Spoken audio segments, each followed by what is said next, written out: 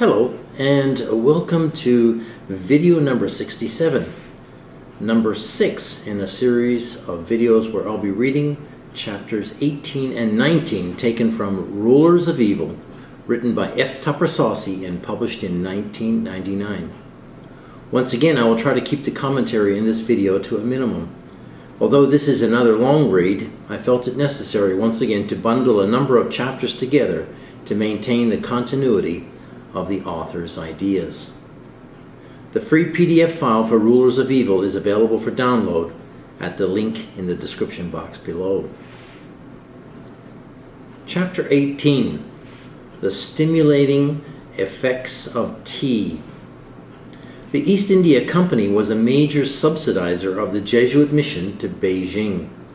The Jesuits in turn interceded with Oriental monarchs to secure lucrative commercial favors for the company, including monopolies on tea, spices, saltpeter for explosives, silks, and the world's opium trade.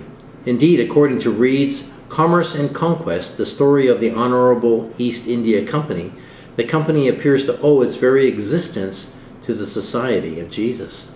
How this came to be is worth a digression.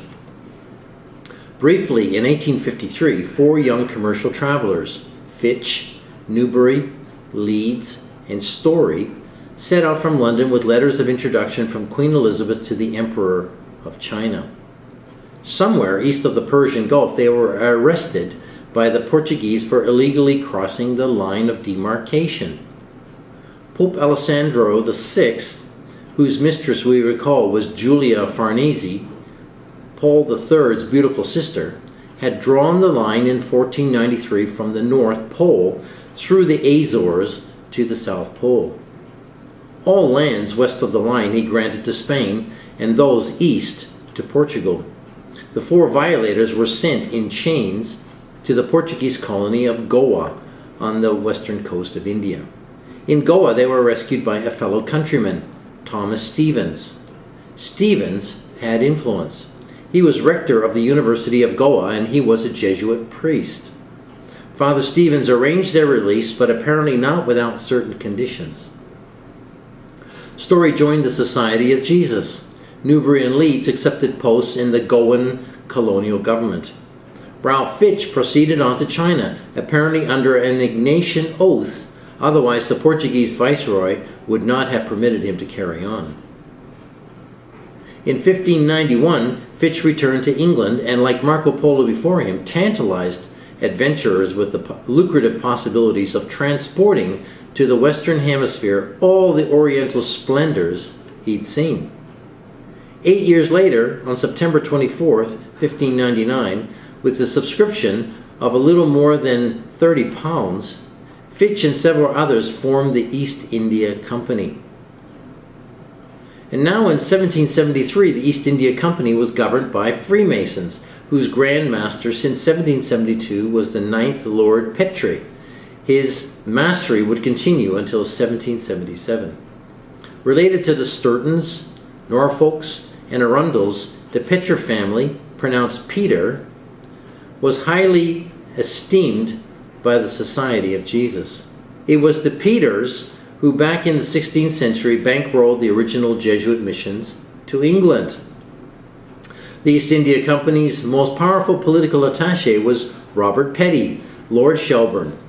We recall Shelburne as the Jesuit of Berkeley Square, who worked in 1763 with Lord Bute to conclude the French and Indian Wars with the Treaty of Paris, which isolated England from European alliances and angered the Americans over the Western lands. Acting on East India Company's behalf, Shelburne colluded with the King's friends on a scheme designed to disturb the relative peace which had existed between American merchants and England since the repeal of the Townshend Acts in 1770. It went like this. Stored in the company's dockside British warehouses were 17 million pounds of surplus tea. This tea could not be released for sale until a duty of 1 shilling per pound was paid to the Crown. If the king would exempt the company from paying the shilling duty, the company would sell the tea through special consignees to Americans at prices lower than the colonists were paying for either the dutied English tea or the smuggled Dutch tea. Everyone would win.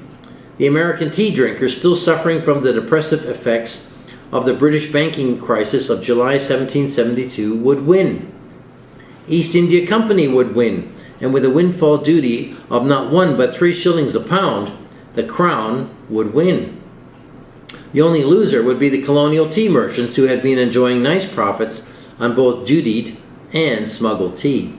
The King's friends directed Parliament to put the scheme into law, and on May the 10th, 1773, the Tea Act went into effect. Predictably, the tea merchants reacted in fury. Over the next 6 months, they pressed the intercolonial network of dissident propagandists to help them mount a protest. What began as an injustice against tea merchants was amplified by the propagandists into a widely felt injustice against the colonies generally. Then on July the 21st, 1773, Ganganelli, Clement XIV, abolished the Jesuits for all eternity. His brief of disestablishment is entitled Dominus ac Redemptor Noster, which is usually translated God and our Redeemer. We should note that Redemptor also means revenue agent. Considering that the brief's real effect in the long term was a dramatic increase in papal revenues from a new Febronian America, perhaps God and our revenue agent would be a more appropriate translation, if not the intended one. Although Catholic history calls the disestablishment a supreme tragedy, John Carroll more accurately appraised it as the secularization of the Society of Jesus. Thousands of Jesuits now rose to secular prominence throughout the Western world, in the arts, sciences, and government. Raimondo Ximenes became a radical Freemason. Alessandro Zorzi from Venice joined the creditors of the Italian Encyclopedia. Editors of the Italian Encyclopedia. Dr. Boscovich arrived in Paris, where his scientific reputation secured him the post of Director of Optics of the French Navy. Esteban Artiega became a music critic and published a book in Paris entitled The Revolution in the Italian Musical Theater. We've already seen how Professor Joseph Ignace Guillotin of the Bordeaux College became the physician who gave France the beheading machine named after him. Adam Weishaupt, dismissed from the Jesuit College at Ingolstadt, attracted the fiercer elements of European Rosicrucian Freemasonry into a new secret cult in Bavaria. His Illuminati, whose cover was eventually blown in order to convince public opinion that evil secret societies were being diligently unmasked, when in fact they were not, was another instance of blown cover as cover.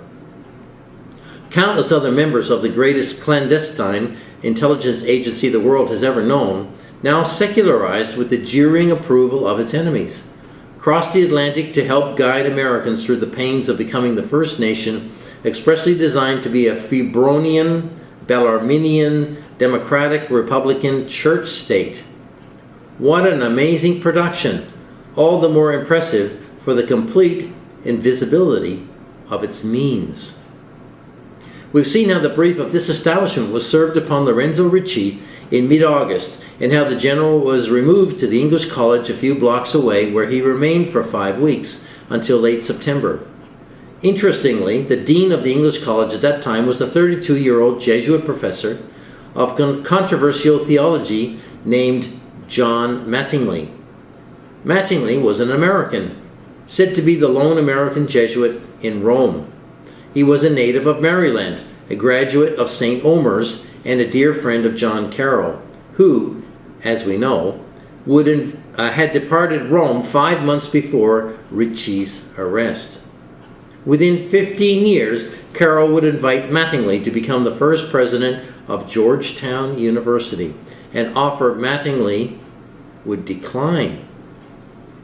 What might Lorenzo Ricci be likely to discuss for 5 weeks? A, under a British roof.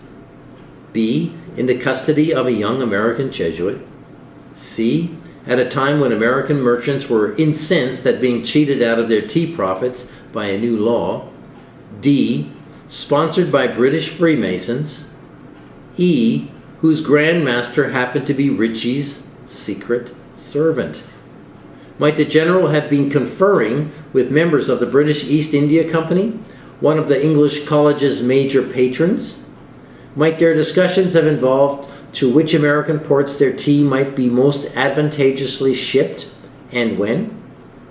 Apparently so, for while Ritchie was residing at the English College, Parliament authorized the East India Company to ship 500,000 pounds of tea to Boston, New York, Philadelphia, and Charleston, consigned to a group of specially chosen merchants. Might Ritchie have been formulating with Carroll's friend Mattingly plans for a demonstration intended to climax the agitations that had been fomented in the colonies since the beginning of his generalate in 1758? Might he have suggested a spectacular event to occur in, say, Boston Harbor, symbolizing the colonists' frustrations with England?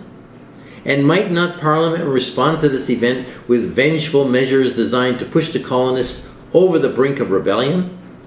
Aren't 5 weeks sufficient time to script such a Boston Tea Party, along with the harsh legal measures with which it might be punished? As well as how the colonists' violent reaction to the punishment might be coordinated? Outcomes suggest that Ritchie did more in his 5 weeks at the English College than languish in custody. We have seen how the general was taken from the English College to Castel Sant'Angelo with its secret tunnel to the papal apartments in the Vatican. For many months after his imprisonment, Lorenzo Ritchie was questioned by the Inquisition, according to traditional church history. But the Inquisition had been administered by Jesuits since 1542. Not surprisingly, the inquisitors pried absolutely no useful information out of Lorenzo Ritchie. In October of 1773, Austrian officials with drawn bayonets descended upon the Jesuit college in Bruges. The officials were Austrian because Bruges was under the jurisdiction of the Austrian government. They arrested John Carroll and the rest of the college faculty and students. Stripped of his possessions and papers, Carroll was spared further humiliation by the timely intercession of his erstwhile traveling companion, Charles Philippe Sturton's cousin, Henry Howard, Lord Arundel of Wiltshire. The Catholic nobleman escorted Carroll across the English Channel to Wiltshire's lushly rolling hills. On his family estate near Tisbury, Howard had been constructing a Palladian mansion, New Wardour Castle. One of Carroll's duties was to write his version of the closing of Bruges College in order to help Henry Howard and other English sponsors of the college win damages from the Austrian government. His principal chore, however, was to administer the chapel occupying New Wardour's castle's west wing. In this way, Carroll established a connection with Henry Howard's art agent in Rome, a Jesuit named Francis Thorpe. Thorpe was a renowned intelligence broker, a man whose knowledge of Rome, its happenings, and resources was legendary. His apartment was a favorite meeting place for visiting English nobility. And his favorite English nobleman was Henry Howard. Howard had put Father Thorpe in charge of every detail, every aspect of the chapel's design. Father Thorpe and John Carroll needed no introduction to one another. From the editor's notes to Carroll's letters, we learn that Thorpe taught at St. Omer's during the years John was a student there. Moreover, he was Carroll's favorite instructor. These remarkable facts suggest interesting possibilities or probabilities. From Tisbury, in less than a day, Carroll could reach Benjamin Franklin's residence in London by stagecoach. Franklin, for his scientific achievements and enlightened egalitarianism, had long been the toast of Europe, a darling of Jesuit intellectuals. He was the exclusive colonial agent now, representing the commercial interests of all 13 colonies before the Crown. Franklin knew more about America than anyone else living in England, and more about England than any other American. Francis Thorpe knew more about England than anyone else living in Rome, and more about Rome than any other Englishman. And both men knew John Carroll well. And there Carroll was for the 6 months during which time the Tea Act erupted into the most explosive scandal of the revolutionary epoch, poised in Tisbury to facilitate information between these two personal friends of his, geniuses, institutions. But where is the evidence that anything bearing on the American Revolution transpired between Ritchie and Thorpe and Carroll and Franklin and Howard and the entire Anglo-American Masonic system? We are left with nothing but clues and outcome which nonetheless emphatically point to a fruitful collaboration. During the night of December 16, 1773, a gang of Indians climbed aboard certain ships in Boston Harbor, ripped open 342 of the East India Company's tea chests, and threw overboard their contents valued at $90,000. Well, they looked like Indians, and witnesses thought they were Indians, but the big open secret was that they were Freemasons in disguise. Perhaps the most succinct statement on the subject appears in respected Masonic historian Arthur Edward Waite's New Encyclopedia of Freemasonry. And he says, the Boston Tea Party was entirely Masonic, carried out by members of the St. John's Lodge during an adjourned meeting. Unquote. Parliament reacted to the Boston Tea Party in a way calculated to increase dozens of rolling boulders into a devastating landslide. Without seriously inquiring into who was responsible and wholly disregarding the offer of more than 100 Boston merchants to make restitution, Parliament rushed into law a mass of unreasonably punitive legislation closing the port of Boston to trade, forbidding town meetings without the consent of the governor, denying the Massachusetts legislature the right to choose the governor's council, providing for the quartering of British and Hessian troops in the colony, and ordering that any officer or soldier of the crown accused of an act of violence in the performance of his duty should be sent to another colony or to England for what would surely be a sweetheart trial. To complete the overkill, Parliament passed the Quebec Act, which cut off the claims of Massachusetts, Connecticut, Virginia, and New York to their western lands, and placed these lands, to add insult to injury, under the French Catholic jurisdiction of Quebec.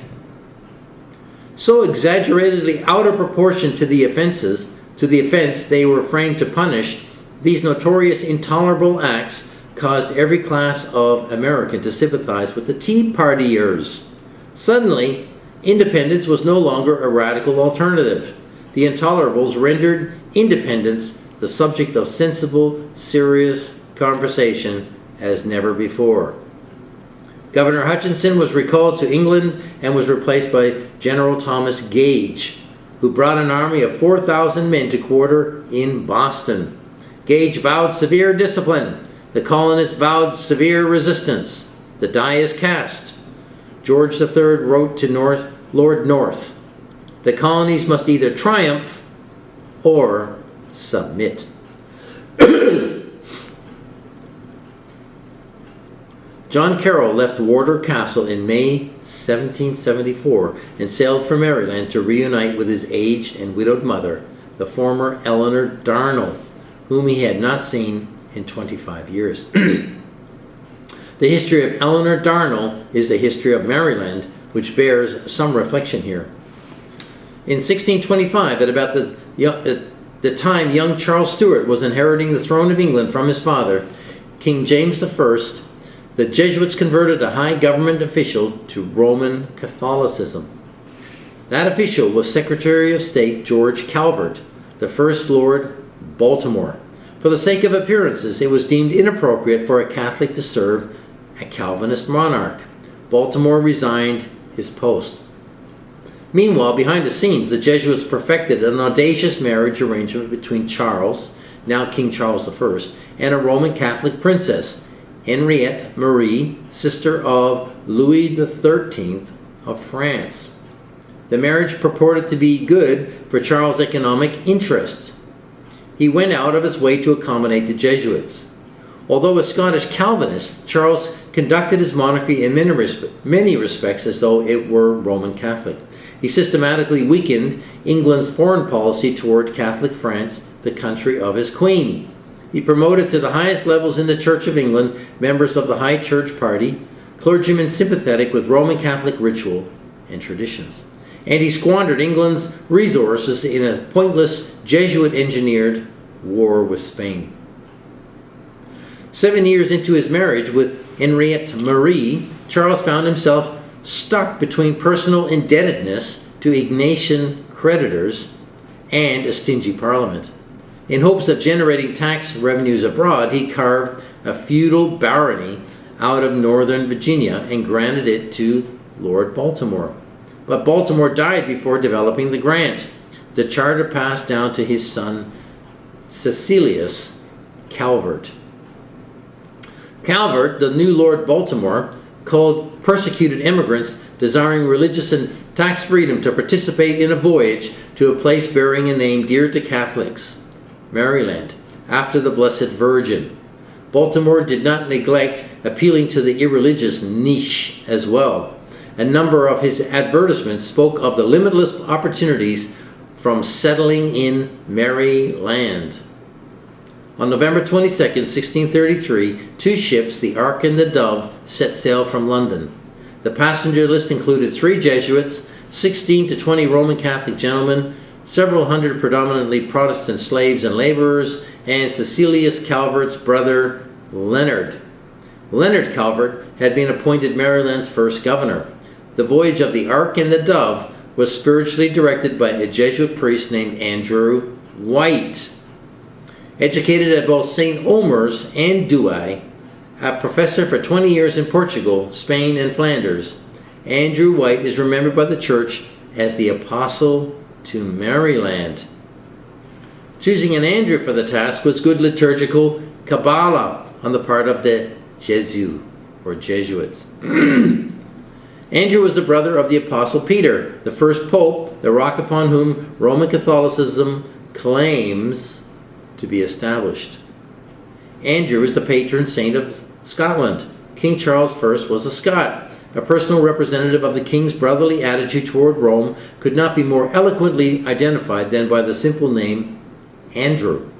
Andrew White consecrated the Maryland voyage to 2 Catholic saints, the Virgin Mary, protectress of the Jesuits, and Ignatius Loyola, only recently decreed patron saint of Maryland by Urban VIII, the second pupil of Jesuits to be elected pope.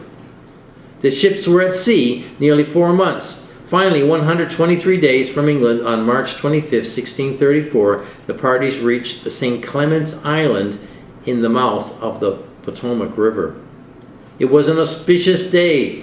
Not only was March 25th the first day of spring, but also it was the first day of the Julian calendar.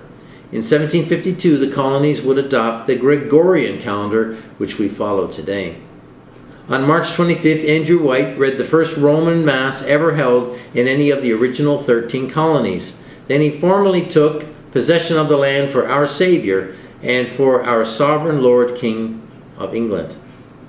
Maryland historians trace the juridical origins of the Roman Catholic Church in the United States to a Patuxent Indian chieftain's wigwam, which Andrew White denoted in his diary the first chapel of Maryland. White introduced Roman Catholicism to the Patuxents, Anacoustics, and Piscataways on real estate that today comprises the District of Columbia. It's quite probable that the District of Columbia's executive mansion was termed White House less because of a color of exterior paint than out of reverence for the Apostle to Maryland, Andrew White. Every utterance of White House should fill the historically knowledgeable Jesuit with pride in his society's achievements. Conversions among the Indians ran high, but the society enjoyed greater profits evangelizing Protestants. For every Protestant settler converted, the Jesuits won a land grant from Cecilius Calvert. Other lands Calvert retained and passed on to his descendants. Over the generations, Rock Creek Farm, with its Rome, on which the U.S. Capitol was erected, devolved to the Calvert heiress, Eleanor Darnell, and her husband, an Irish immigrant whose marriage and abilities had earned enough money to make him a prosperous merchant planter. It was to this couple and on this land that the first American bishop was born in 1735. Like his older brother Daniel, Jackie Carroll did his earliest schooling at Bohemia Manor, a secret Jesuit academy just down the road. Bohemia Manor had to be run secretly because of anti-Catholic laws resulting from the abdication of Catholic James II and the succession of Protestants William and Mary to the British throne in 1689.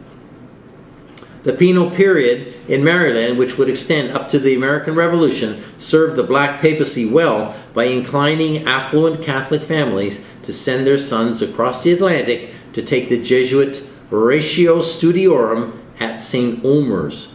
Indeed, more Americans went to St. Omer's College in the 18th century than to Oxford and Cambridge combined. Important point to note there. St. Omer's Jesuit College. At the tender age of 13, Jackie sailed to Europe with his even younger cousin, Charles Carroll, for schooling at St. Omer's. Daniel returned home from there to help manage the family interests he stood to inherit. In 1753, Jackie entered the novitiate of the Jesuits at Watten in the Netherlands. Charles went on to study pre-law at Voltaire's alma mater, the Collège Louis-le-Grand in Paris. In 1758, Jackie returned to St. Omer's to teach, while Charles crossed the Channel to England, enrolling in London's premier school for barristers, the Inner Temple, founded in the 14th century by the Knights Templar. Jackie was ordained to the Jesuit priesthood in 1761. When he learned that St. Omer's was about to be seized by the French government in preparation for the royal edict suppressing the Jesuits in France, he, with other teachers and their pupils, moved to Bruges. In 1769, he renounced his Calvert inheritance, slowed off his nickname, took the extreme Jesuit vow of papal obedience, and began teaching philosophy and theology at the English College in Liège. It was here that he befriended Charles Philip Stourton, his Grand Tour companion. John Carroll's arrival at his mother's home in Maryland coincided with Paul Revere's ride to Philadelphia, bearing letters from the Boston Committee of Correspondence seeking aid from Charles Thompson's group in protesting the closing of Boston Harbor. From his mother's estate at Rock Creek, Carroll dealt with the aftermath of the Tea Act by exercising his secularized priestly authority as prefect of the sodality. He integrated the Catholics of Maryland, Pennsylvania, and Northern Virginia into the movement for independence. Charles Thompson's Philadelphia's committee sent Boston a letter of support. The committee additionally proposed a Congress of Deputies from the colonies to A. consider measures to restore harmony with Great Britain, and B. prevent the dispute from advancing to an undesirable end. Thompson then notified all the colonies south of Pennsylvania of his committee's action. He suggested the necessity of calling a General Congress to consider the problem. Combined with a similar call from the Virginia House of Burgesses, his suggestion was approved throughout the colonies. Plans were laid for the first Continental Congress to meet at Philadelphia in September. On June 1st, 1774, the bill closing Boston Harbor went into effect. Thompson's radicals led Philadelphia in observing a day of mourning. Shops closed, churches held services, the people remained quietly in their homes.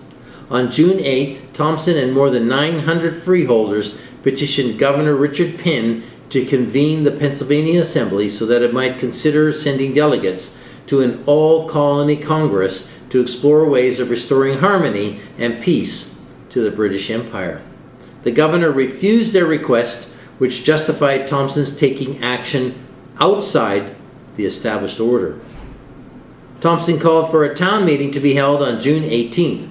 Nearly 8,000 Philadelphians attended. Boisterously, they resolved that the closing of Boston Harbor was tyrannical and that a Continental Congress to secure the rights and liberties of the colonies must be convened in Philadelphia. In July, the Pennsylvania Assembly yielded to Thompson's popular pressure and agreed to name a delegation to this first Continental Congress.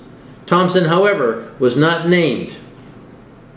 Thanks to the publicity from his First Citizen, Second Citizen media production during the first half of 1773, Charles Carroll was named by the Annapolis Committee of Correspondence to be a delegate to the First Continental Congress. But he declined the nomination. He said that his usefulness might be restricted by anti-Catholic sentiment engendered by the Quebec Act, with which Parliament had avenged the Boston Tea Party by giving the western lands of Massachusetts, Connecticut, Virginia, and New York to Catholic Quebec. He attended the Congress, however, but as an unofficial consultant to the Marylanders. Charles Thompson accompanied the Pennsylvanians in the same capacity. To prepare for the September 25th opening session, delegates began arriving in Philadelphia in late August. They congregated at a well-known radical meeting place, the elegant mansion of Thomas Mifflin.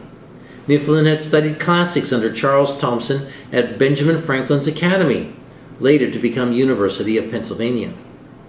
They were close friends. As Mifflin's houseguest, Thompson was on hand round the clock to greet and confer with the arriving leaders, most of whom already knew him by name. John Adams' diary entry for August 30th speaks of much conversation he and his fellow delegates had with the learned Thompson. He called Thompson the Sam Adams of Philadelphia and the life of the cause of liberty. Thompson and the Carrolls, Charles, Daniel, and John, spent these critical preliminary days lobbying for the inevitability of war. Thompson was already heavily invested in New Jersey's Batso furnace. Batso would furnish cannonballs, shot, kettles, spikes, and nails to the Army through the War Commissioner, who controlled all the executive duties of the military department. The War Commissioner was just the man Lorenzo Ricci needed for the job, Charles Carroll. Thompson was elected secretary of the First Continental Congress, an office he held under the title Perpetual Secretary until the United States Constitution was ratified in 1789. He led the delegates through an itemized statement of the American theory of rebellion that culminated in the critical declaration and resolves of October 14th, 1774. It was while the First Continental Congress was deliberating America's future under British tyranny that Ganganelli, Pope Clement XIV, died his agonizing death, September 22nd, 1774. When the papacy is vacant, says New Catholic Encyclopedia, the administration and guardianship of the Holy See's temporal rights, that is, its business affairs, are routinely taken over by the treasurer of the Apostolic Chamber. The Apostolic Treasurer on the day of Ganganelli's passing was Cardinal Giovanni Braschi, a 57-year-old aristocrat of impoverished parentage. Cardinal Braschi was a sterling product of the Jesuit colleges. The Ratio Studiorum had made of him a distinguished lawyer and diplomat. He had been apostolic treasurer when Rothschild began serving the Catholic Principality of Hesse-Hanover in 1769. This interesting fact awakens the possibility that the Cardinal and Rothschild had been involved in Ricci's American project for years. But that is only conjecture. What is beyond conjecture, however, is that until a new pope could be elected, the whole fiscal wealth of the Roman Catholic Church belonged to Braschi and to no one else. Although lacking formal entitlement, Cardinal Braschi would rule as a kind of virtual Pontifex Maximus for one of the longest periods of papal vacancy on record.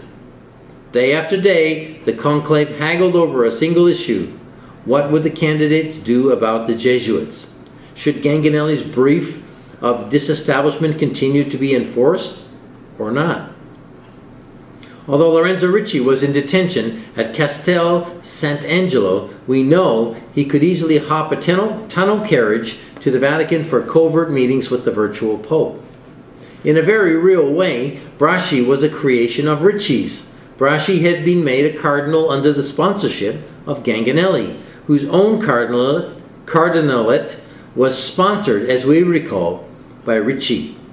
These two most powerful men on earth, Ricci and Braschi, had been secretly allied for years.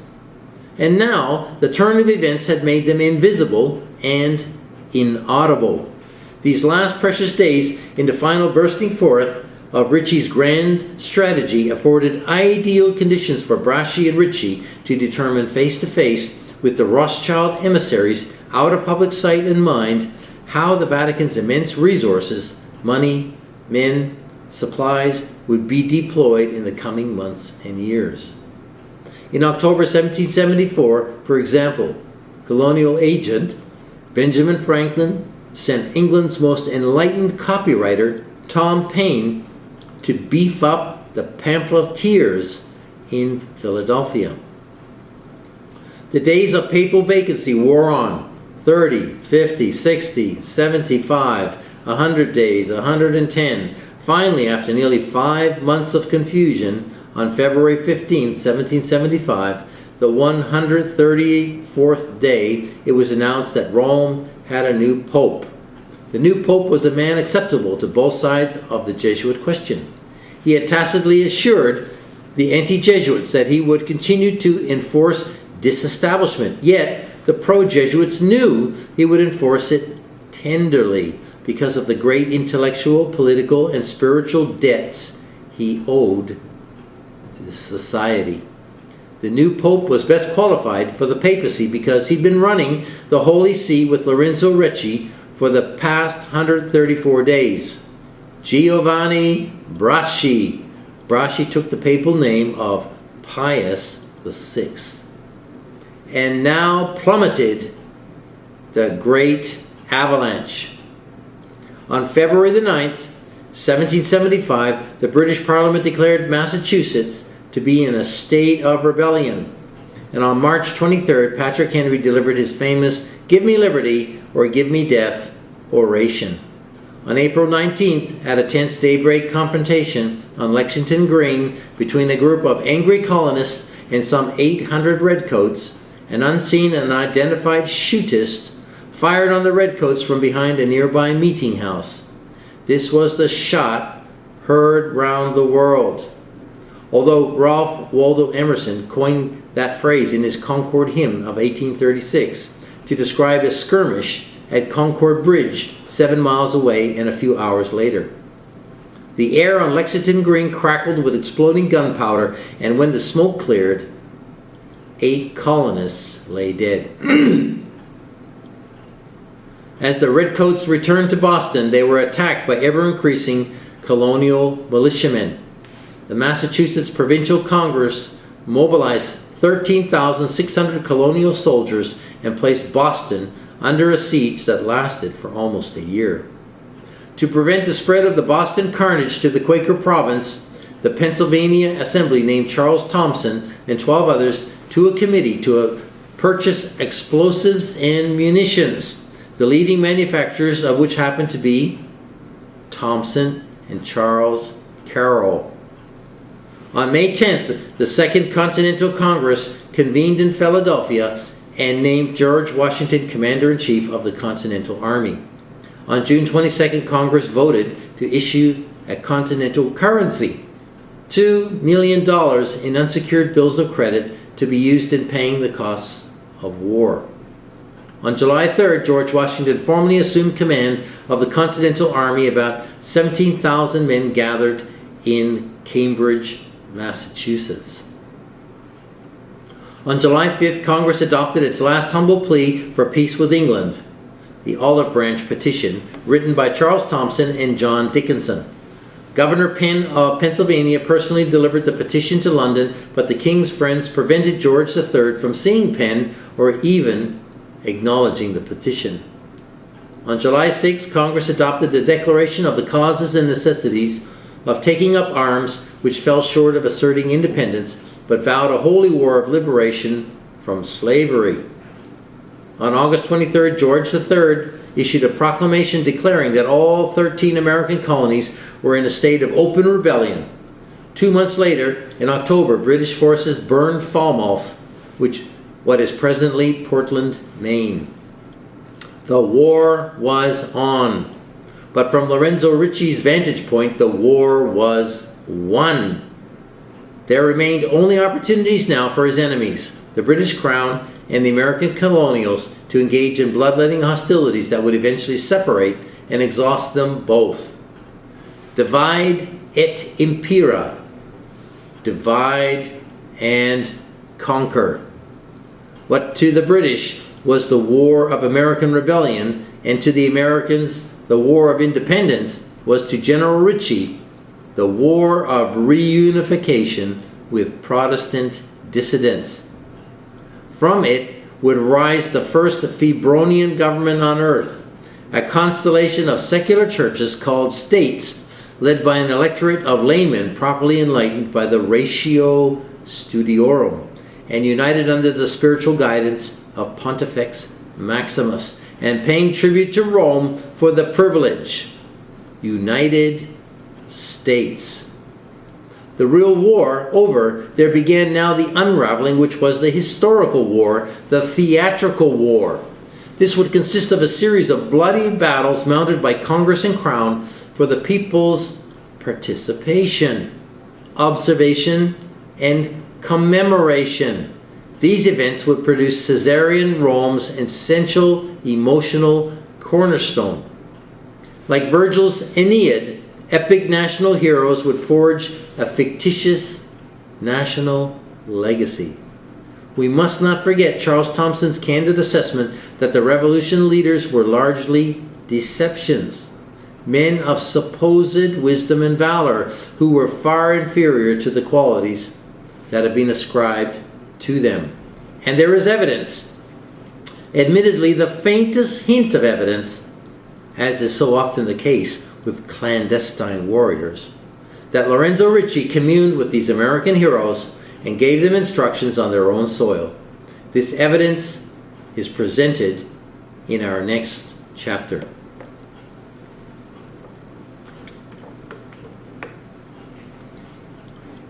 There is an excellent table of historical events at the end of chapter 18 occurring in continental Europe, England, and America between 1758 and 1775 during Lorenzo Ricci's reign as Jesuit Superior General, which is well worth noting and studying.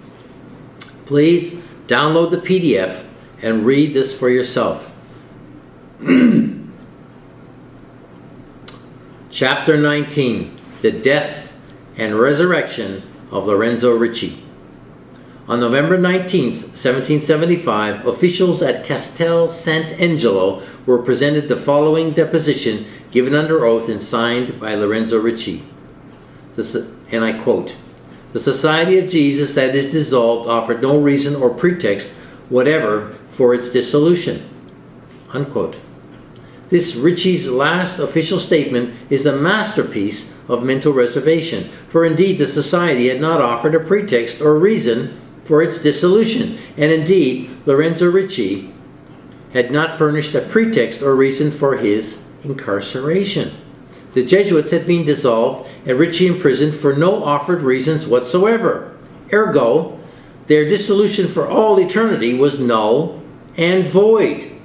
Outcome would prove this fact. The Society of Jesus would be officially restored in 1814. Since the disestablishment was a nullity from the beginning, it must follow that the Jesuits were still technically alive as the world's largest clandestine milice du Christ.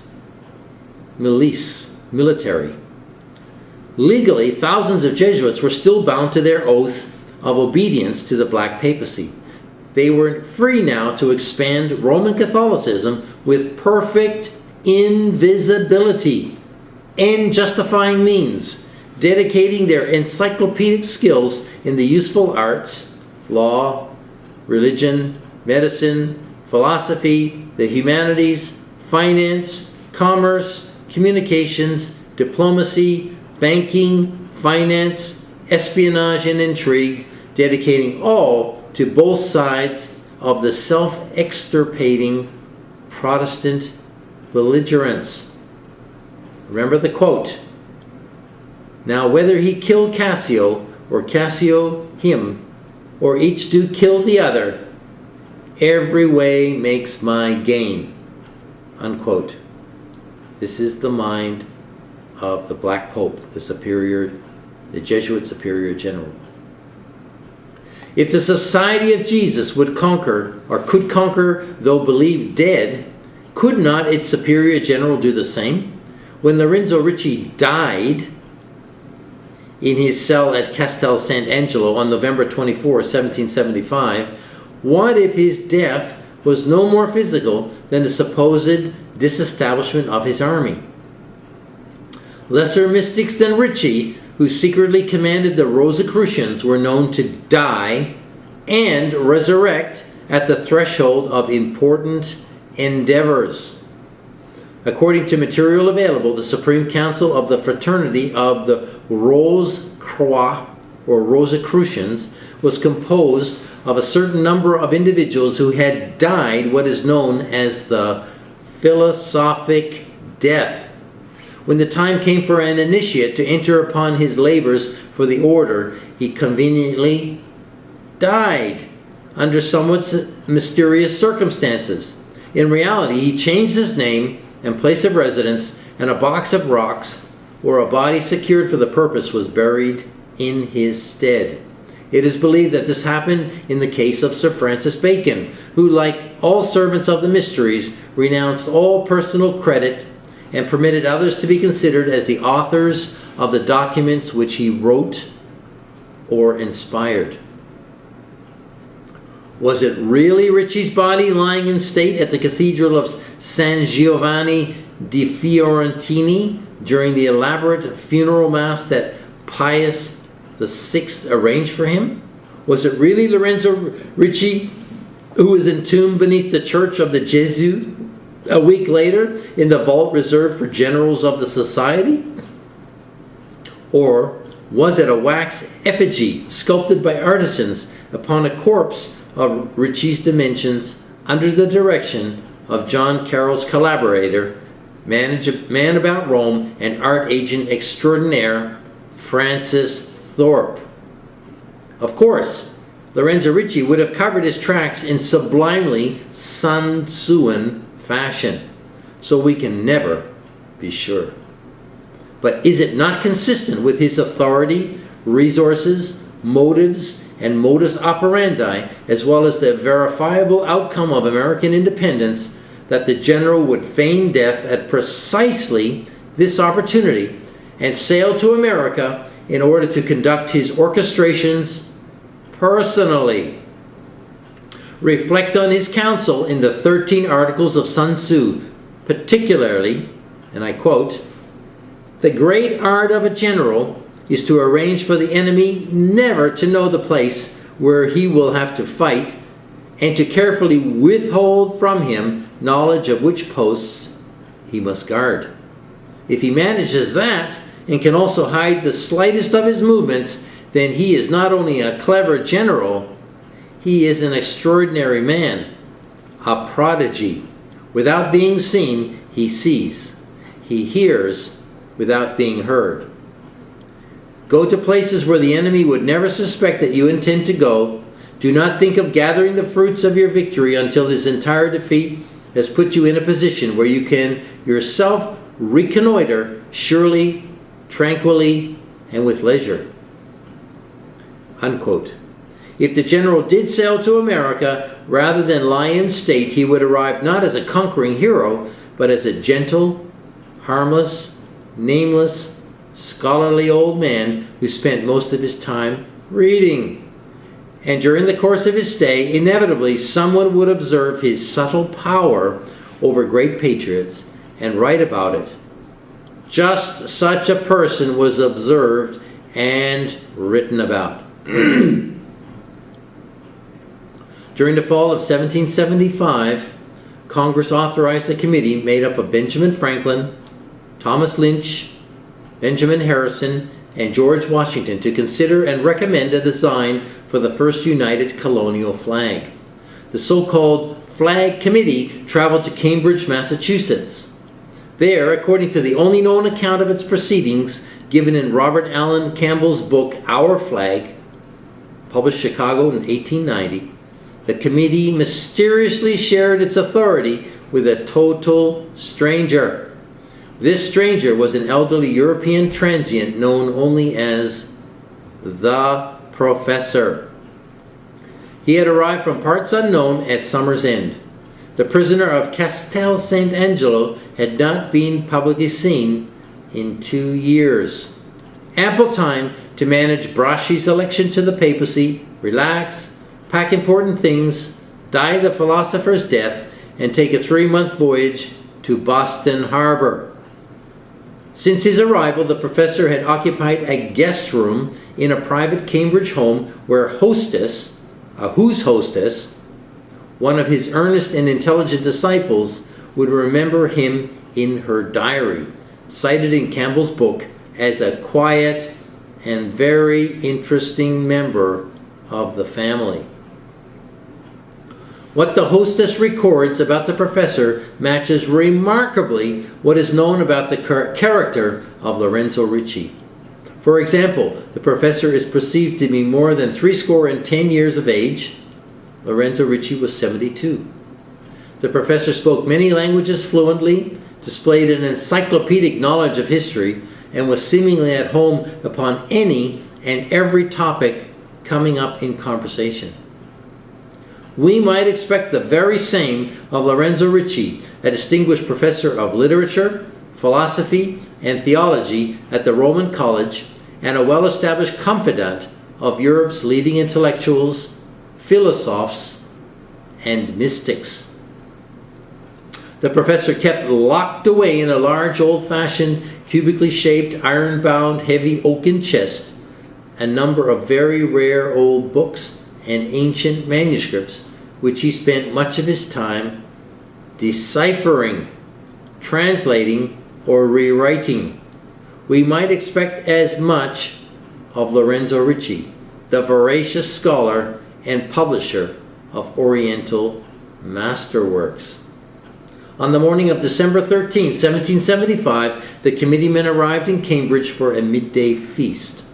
The professor greeted them as we might expect Lorenzo Ricci would, with an ease, grace, and dignity, evidencing his superior ability, experience, and attainments, and with a courtly bow that left no room to doubt that he had habitually associated with those in acknowledged authority. When Benjamin Franklin was presented to him, the hostess watched the patriarchal doctor lock hands with the patriarchal professor and, she quotes, "And as fingers closed upon fingers, their eyes also met, and there was an instantaneous, a very apparent, and a mutually gratified recognition," unquote. What had the woman witnessed? The ultimate summit? Unknown superior revealing himself to America's grandest Freemason? I have no doubt about it myself. The table talk soon focused on subjects that had occupied Lorenzo Ricci's attention since the beginning of his generalate. The hostess witnessed them discussing the relation of the colonies to each other and to the mother country. She saw them discuss the related question of one's duty to the colony as related to his allegiance to Great Britain. She saw the professor take a noticeable, though not at all an obtrusive part in the conversation, himself possessed of a wonderful fund of varied and accurate information concerning the colonies, an understanding of their progress, condition, and needs, and a familiarity with the principles and operations of British and European statesmanship. Wouldn't we expect as much from the Superior General of the world's best intelligence agency? And that is what the Jesuits are. They are the world's best intelligence agency because they incorporate all the intelligence agencies of the world. They're all incorporated under the control of the Jesuits. So, reader, listener, if you have any idea that countries are sovereign and that their intelligence agencies are fighting with each other, spying on each other, it's all nonsense. They don't. They're all working together to achieve the final goal for the Jesuits: one world papal dictatorship. Continue reading. After lunch, General Washington and the committeemen held a brief undertone conversation. Then Dr. Franklin rose and stated, "As the chairman of this committee, speaking for my associates with their consent and with the approval of General Washington, I respectfully invite the professor to meet with the committee as one of its members.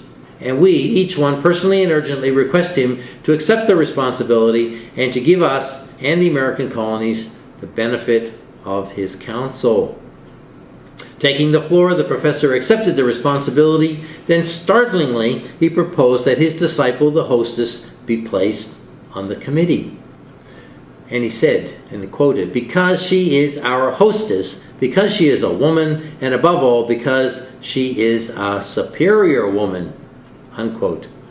The committee considered this an innovation, yet the Jesuits had been employing female coadjutors for centuries. The proposal was immediately and unanimously adopted. Luncheon was adjourned. The committee would reconvene at 7 in the evening in the guest chamber usually occupied by the professor. Franklin and the professor spent the afternoon together walking about Cambridge. When they returned, the hostess noted that both of them wore the relieved and confident look of earnest and determined men who had in a satisfactory way solved a perplexing problem, and of victors who had successfully mastered a difficult and dangerous situation. At the evening session, Franklin turned the meeting over to his newfound and abundantly honored friend. The subject was a flag. Addressing the committee as comrade Americans, the professor explained that since the colonies were still dependent upon Great Britain, we are not expected to design or recommend a flag which will represent a new government or an independent nation, but instead one that will testify our present loyalty as English subjects, a flag that was already in use, a flag that had been recognized by the British governments for half a century, a flag having a field of alternate horizontal red and white stripes with the Grand Union flag of Great Britain in the upper left corner. I refer, he said, to the flag of the East India Company. And that's just amazing, right? Proposing the flag of the East India Company, a Jesuit company, as the flag for the United States of America. If anybody has any doubt about Jesuit involvement in the founding of America, this would cancel out their doubts. To hide the fact that Americans would be fighting under the private flag of an international mercantile corporation controlled by Jesuits, the professor provided a plausible cover whereby the flag could be explained to the masses. There you go. Everything's explained in terms that hide the original meaning or intent. The Union flag of the mother country is retained as the Union, upper left corner, of our new flag to announce that the colonies are loyal to the just and legitimate sovereignty of the British government. The 13 stripes will at once be understood to represent the 13 colonies. Their equal width will type the equal rank, rights, and responsibilities of the colonies. The union of the stripes in the field of our flag will announce the unity of interests and the cooperative union of efforts, which the colonies recognize and put forth in their common cause. The white stripes will signify that we consider our demands just and reasonable, and that we will seek to secure our rights through peaceable, intelligent, and statesmanlike means, if they prove at all possible. And the red stripes at the top and bottom of our flag will declare that first and last and always we have the determination, the enthusiasm, and the power to use force whenever we deem force necessary. The alternation of the red and white stripes will suggest that our reasons for all demands will be intelligent and forcible, and that our force in securing our rights will be just and reasonable. The professor reminded the committee that the masses of the people and a large majority of the leaders of public opinion desire a removal of grievances and a rectification of wrongs through a fuller recognition of their rights as British subjects. And few of them desire, and very few of them expect at this time, any complete severance of their present political and dependent relations with the English government. That severance would occur before the sun in its next summer's strength, indicating that the professor foreknew, as Lorenzo Ricci would have foreknown, a July Declaration of Independence. At that time, the East India Company flag could be easily modified by replacing the Union Jack with stars against a blue background to make it announce and represent the new and independent nation. Washington and Franklin lavished the professor's idea with a special approval and unstinted praise. The committee formally and unanimously adopted the East India Company's banner, known as the 13 Stripes, as the general flag and recognized standard of the colonial army and navy. Just before midnight, they adjourned. On January the 2nd, 1776, at a formal ceremony attended by the Flag Committee, George Washington personally hoisted the East India Company flag upon a towering and specially raised pine tree liberty pole, unfurling it to the breeze and displaying it for the first time to his army, the citizens of the vicinity, and the British forces in Boston. The British officers at Charleston Heights perceived the event to mean that General Washington had thus announced his surrender to them. At once, they saluted the 13 Stripes with 13 hearty cheers. They immediately followed this spontaneous outburst of British enthusiasm with the grander and more dignified official salute of 13 guns. The 13-gun salute being the highest compliment in gunpowder, the military God speed you. By so colorfully equivocating both his enemies, the professor had made himself god of confusion. The redcoats were toasting the good health of the rebels, who in turn were fighting for the East India Company. One of the few places in the world where such ludicrous phenomena are considered standard and routine is in the pages of Lorenzo Ricci's 13 Articles. And I quote, "The general decides everything. He knows how to shape at will not only the army he is commanding, but also that of his enemies." Unquote. Lorenzo Ricci's post-mortem attendance in America is strongly suggested in yet another pivotal episode, the famous mission to Canada. This strange exercise is normally regarded by historians as a colossal failure. It began on February 15, 1776, when the Second Continental Congress resolved to send Benjamin Franklin, Samuel Chase, and Charles Carroll to Montreal with full authority to promote or form a union with Canada against England. Just before the committee left Philadelphia, John Adams proposed a curious last-minute resolution. On the record, he requested that Charles Carroll prevail on Mr. John Carroll to accompany the committee to Canada, to assist them in such matters as they shall think useful. Congress adopted the resolution. How might a priest have assisted the committee in promoting or forming a union with Canada? The answer lies in demographics. Canada then was largely Quebec, and Quebec, though ruled despotically by the British since 1763, was mostly Roman Catholic. A Jesuit priest armed with the right Vatican paperwork or password could exert powerful influence on Canadian foreign policy. The same priest if accompanied by the combined head of the Black Papacy and International Freemasonry, could make that policy. The mission arrived in Montreal only to learn that Bishop Briand of Quebec had ordered Pierre Floquet, the Jesuit superior in Montreal, to consider John Carroll persona non grata. Floquet, however, defied his bishop and invited Carroll to say a mass in his home anyway, for which Floquet was immediately suspended from his priestly functions. The incident colored the mission with disaster, although Floquet was restored, according to Walsh's American Jesuits, after a simple apology. Disaster was verified when the committee returned to Philadelphia with no prospect for any union whatsoever with Canada. Congress lamented that America's first diplomatic legation had failed. But America's first diplomatic legation was Sun Tzuan and Jesuitic, and Jesuit diplomacy can be expected to conceal victory behind mishap. As the 13 Articles put it, and I quote, "You must have a real advantage when the enemy believes you have sustained some losses." Unquote. So we examine the Canadian mishap for a real advantage and discover something far more valuable than the originally sought union. While Bishop Briand was outwardly demeaning John Carroll, the mission was obtaining from Canada a position of neutrality. This was a significant achievement, considering Canada's good relationship with Great Britain on the one hand, and 2 centuries of hostilities toward New England on the other.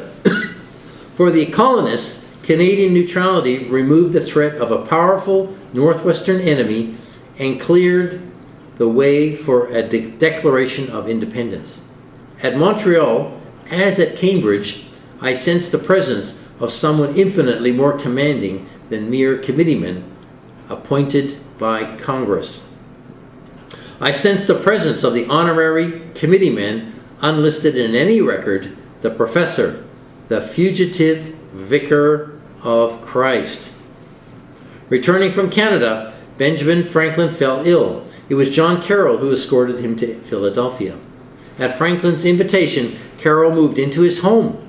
Franklin acknowledged the fact in a letter dated May 27, 1776, mentioning Mr. Carroll's friendly assistance and tender care of me.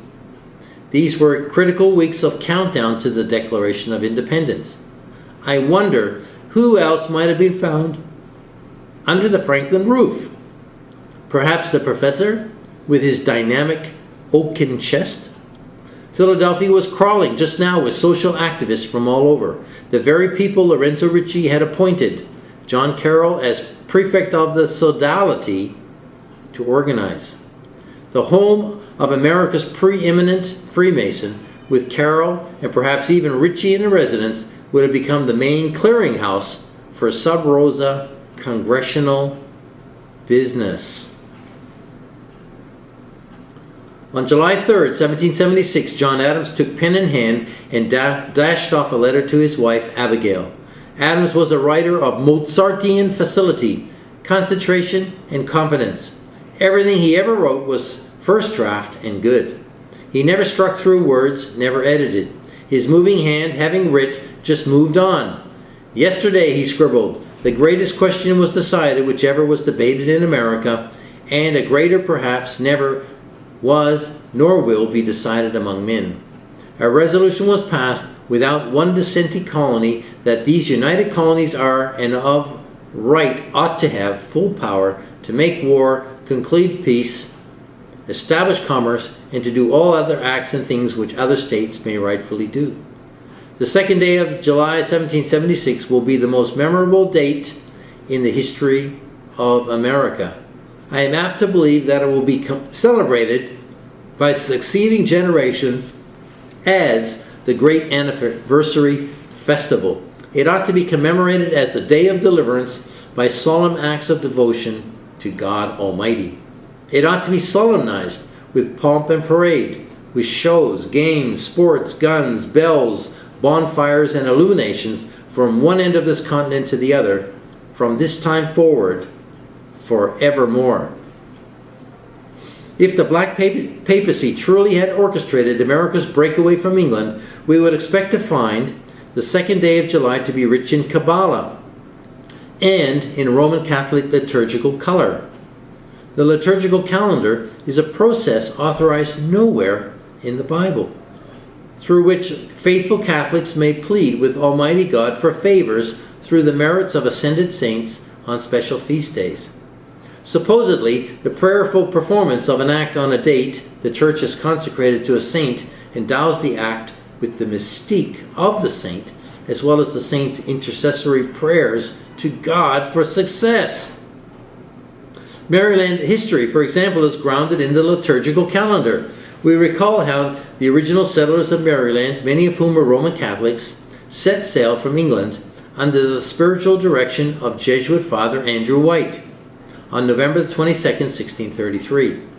November 22nd is the feast day of Saint Cecilia, a 3rd century Roman martyr and traditional patroness of musicians. Did Cecilia's spirit bless the voyage with musicality to cheer up an otherwise oppressive boredom? The voyagers reached landfall the following year on March 25th, Annunciation Day, feast of the angel Gabriel's announcement to the Virgin Mary that she is pregnant with the Son of God. Annunciation Day contains the joyful mystery of an angel's announcing the planting of the divine seed within a virgin matrix. Did the settlers imagine themselves planting the seed of a new social order in a strange wilderness? The whole enterprise blessed by God through the merits of the Virgin Mary's unique relationship to Him? Then exactly 1 year later, on Annunciation Day 1634, Father White consecrated the colony of Maryland to the Virgin Mary. The second day of July in the year 1776 was Visitation Day, commemorating the event recorded in the first chapter of Luke, wherein the Virgin, pregnant with the Messiah, visits her cousin Elizabeth, who is pregnant with John the Baptist. Nowadays, Visitation Day is celebrated on May 31st, but in the year 1776, it was celebrated on July 2nd, as it had been celebrated according to the New Catholic Encyclopedia's article entitled Visitation of Mary, every year since the Council of Basel in 1441.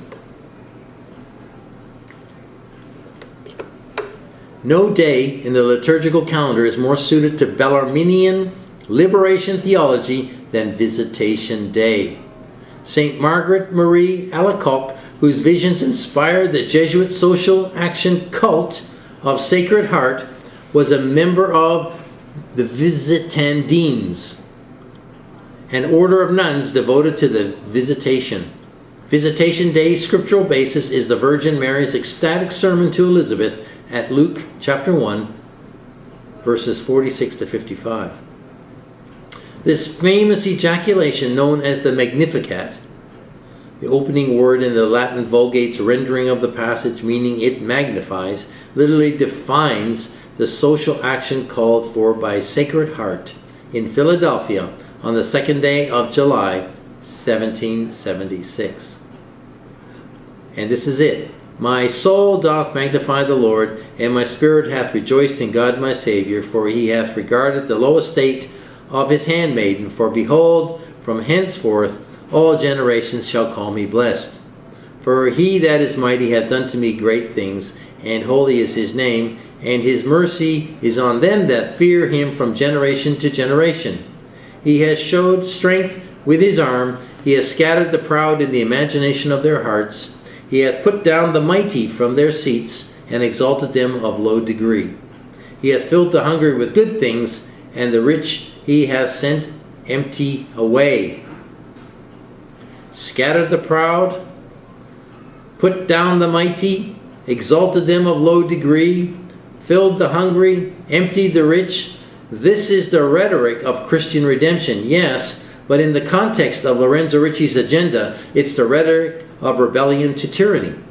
The very point of the Declaration of Independence, and it's spoken by the Virgin Mary, patroness of the Society of Jesus, patroness of Maryland, indeed, patroness of Roman Catholic conquest on the day particular to her.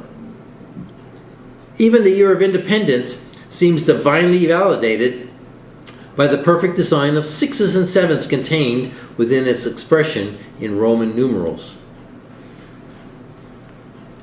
And you've got a whole string of Roman numerals that equate to 666 and 777.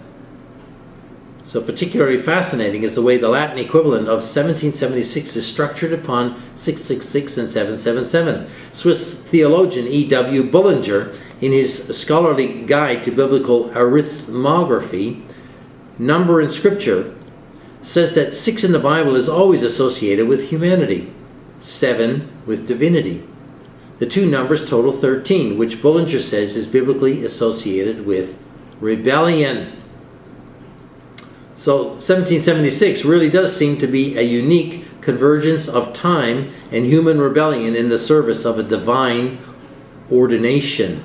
This is eerily corroborated by John Adams' letter to Abigail on July 3rd. He confides to his wife that independence should have been declared in December of 1775. And he says, "Had a declaration of independence been made 7 months ago, it would have been attended with many great and glorious effects. If I could write with freedom, I could easily convince you that it would and explain it to you the manner how." Adams never fully explained how the earlier declaration would have produced great and glorious effects. However, the numbers suggest it would have rather fizzled. Roman numerals for 1775 fall into the following groups, and it's poor Kabbalah. Plain to see, December 1775 fails as Kabbalah. It gives no indication of divine approval to rebellious humanity. This is why I believe Lorenzo Ricci held out for 1776. Of course, a sufficiently Gnostic Jesuit would see in the Roman numerals more than good numbers. He would see an encapsulation of the very origins of the Society of Jesus. MDC would give him milice to Christ, or Christian militia, the official classification of the Knights Templar and the Society of Jesus. MDC also produces Medici, the family name of Pope Leo X, whose degeneracy provoked Martin Luther to create the Protestant movement, which in turn created the need for the Society. CLX specifies the Ignatian era, which historians have ever since called the century of Leo X. And the last three numerals name the century of Leo X, the 16th century XVI. When it came time to sign the Declaration of Independence, how could Lorenzo Ricci not be present? How could he, who had labored more than 17 years for this superbly Bellarminian ambience, not participate in the excitement? There is a story, usually told in conjunction with the professor and the flag committee, involving another mysterious stranger, one who suddenly appeared in the legislative chamber of the old State House in Philadelphia on the night of July 4th. The moment was tense. Independence had been resolved, but the document lacked signatures. Some were having second thoughts about the risks. Masonic historian Manly P. Hall writes, and I quote, "It was a grave moment, and not a few of those present feared that their lives would be forfeit for their audacity. In the midst of the debate, a fierce voice rang out. The debaters stopped and turned to look upon the stranger. Who was this man who had suddenly appeared in their midst and transfixed them with his oratory? They had never seen him before. None knew when he had entered, but his tall form and pale face filled them with awe. His voice ringing with a holy zeal, the stranger stirred them to their very souls. His closing words rang through the building, and I quote, 'God has given America to be free.' As the stranger sank into a chair exhausted, a wild enthusiasm burst forth. Name after name was placed upon the parchment. The Declaration of Independence was signed. But where was the man who had precipitated the accomplishment of this immortal task, who had lifted for a moment the veil from the eyes of the assemblage and revealed to them a part, at least, of the great purpose for which the new nation was conceived? He had disappeared, nor was he ever seen again or his identity established." Unquote. This is Manly P. Hall's story. Be warned, this is only a story. unsupported by primary source material. John Adams, the most talkative of the framers, said not a word about it. But we know from Adams' own pen that some kind of gag order had been imposed upon the signers. Because, I quote here, "If I could write with freedom," he quotes, "if I could write with freedom," he had told Abigail in that letter dated the 3rd of July. Could Manly Hall have received the story through Freemasonry's well-insulated oral tradition?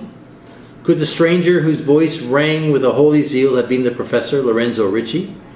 Could the wild enthusiasm with which the legislators signed the declaration have resulted not from Ricci's inspiring pep talk, but upon his disclosure of documents taken from the oaken chest? Documents easy for the Vicar of Christ, in his capacity as Freemasonry's unknown superior, to obtain, guaranteeing that the International Monetary Network would indemnify the signers for their action. My mind, informed by an ever-increasing knowledge of how the greatest clandestine warriors fight, has no problem whatsoever believing this to be the case.